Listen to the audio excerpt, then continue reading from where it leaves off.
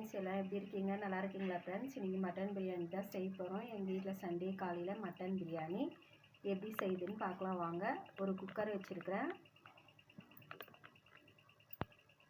குக்கரில் எண்ணெய் விட்டுக்கலாம்.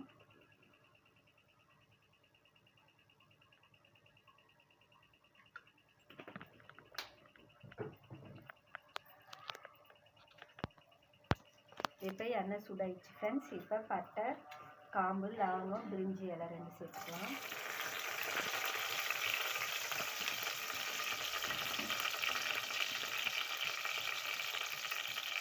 இப்போ கட் பண்ணி வச்ச வெங்காயம் சேர்த்துக்கலாம்.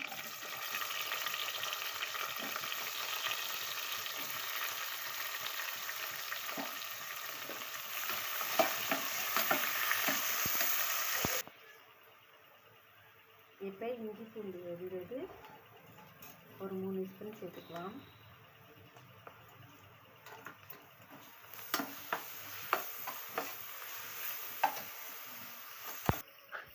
இப்போ கட் பண்ணி வச்ச 4 தக்காளியை சேர்த்துக்கலாம்.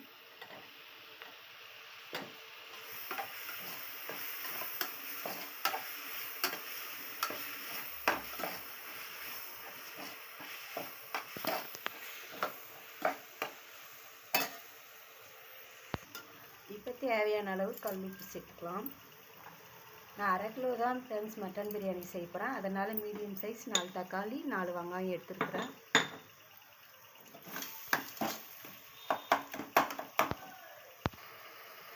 இப்போ வெறும் மிளகாய் 1 ஸ்பூன் சேர்த்துக்கலாம் ஃப்ரெண்ட்ஸ். என் பசங்க காரம் சாப்பிட மாட்டாங்க, அதனால நான் காரம் கம்மியாக சேர்த்துருக்குறேன். உங்களுக்கு எவ்வளோ காரமோ வேணுமோ அந்த அளவுக்கு சேர்த்துக்குங்க. இப்போ மட்டன் மசாலா ஒரு 1/2 ஸ்பூன் சேர்த்துக்கலாம்.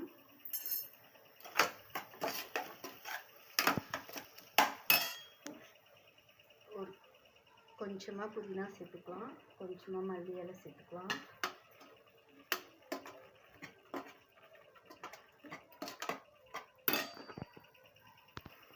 ஒரு 3 விசில் மட்டன் வேக வச்சு எடுத்துருக்கேன் ஃப்ரெண்ட்ஸ். இதை இப்போ இஞ்சி பூண்டு பேஸ்ட் 1 ஸ்பூன் போட்டு உப்பு கொஞ்சம் எல்லாம் போட்டு வேக வச்சு எடுத்து வச்சுக்கிறேன். ஒரு 3 விசில் விட்டு இது கூட சேர்த்துக்கலாம். நான் மட்டன் பிரியாணிக்கு சிக்கன் பிரியாணிக்கெலாம் எண்ணெய் கொஞ்சமாக தான் சேர்க்குவேன் ஃப்ரெண்ட்ஸ். ஏன்னா அதுலேயே எண்ணெய் நல்லா கொழுப்பு இருக்கிறதுனால அதிகமாக இருக்கும். அதனால் கொஞ்சமாக தான் எண்ணெய் சேர்த்து செய்வேன். இது செஞ்சு காமிக்கிறேன் எப்படி இருக்குதுன்னு பாருங்கள் ஃப்ரெண்ட்ஸ். இந்த பிரியாணி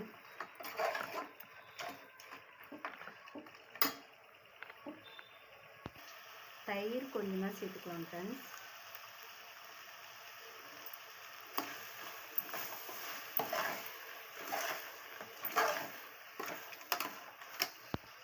இந்த டம்ளரில் 2 டம்ளர் நான் சாப்பாட்டு அரிசி தான் எடுத்துருக்குறேன் ஃப்ரெண்ட்ஸ். அதில் தான் எனக்கு பிரியாணி செய்கிறேன். இந்த டம்ளரில் 2 டம்ளர் அரிசி எடுத்துருக்குறேன். மட்டன் வேக வச்சு தண்ணி இருக்குது, அதையே சேர்த்துக்கலாம். 1க்கு 1 டம்ளர் அரிசிக்கு 2 டம்ளர் தண்ணி.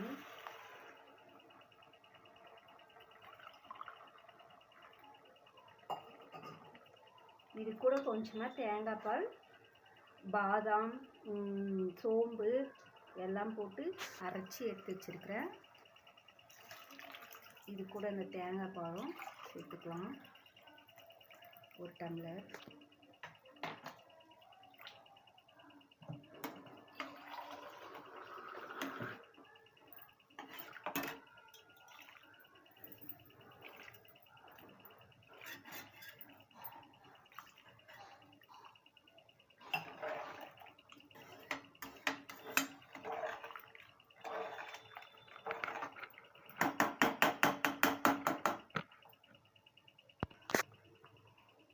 இப்போ தண்ணி கொதிச்சுட்ட அரிசி சேர்த்துக்கலாம்.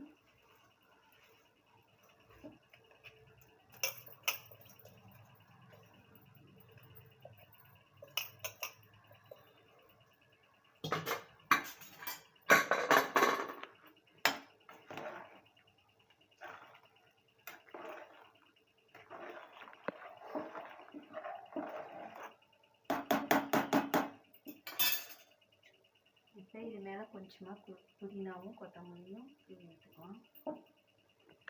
இப்போ மூடி போட்டு ஒரு 2 விசில் வரட்டும்.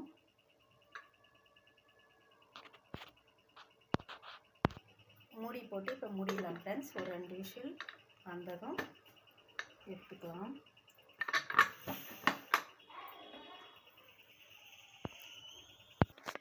இப்போ பிரியாணி ரெடி ஆயிடுச்சு ஃப்ரெண்ட்ஸ். விசில்லாம் அடங்கின அப்புறம் இப்போ ஓப்பன் பண்ணி பார்க்கலாம் எப்படி இருக்குது பிரியாணின்னு.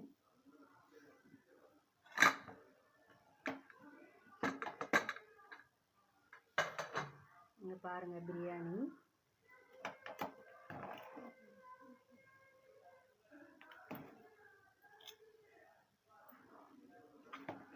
அடி வரையும் பாருங்கள், அடி பிடிக்காமல் நல்லா வந்திருக்குது.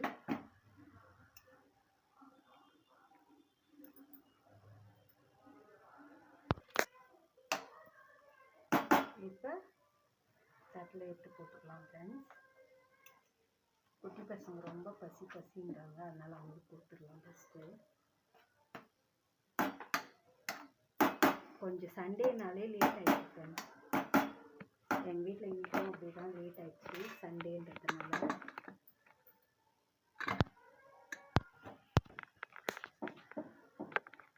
இது போல் தொட்டுக்க தயிர் பச்சடி செஞ்சுருக்கேன் ஃப்ரெண்ட்ஸ்.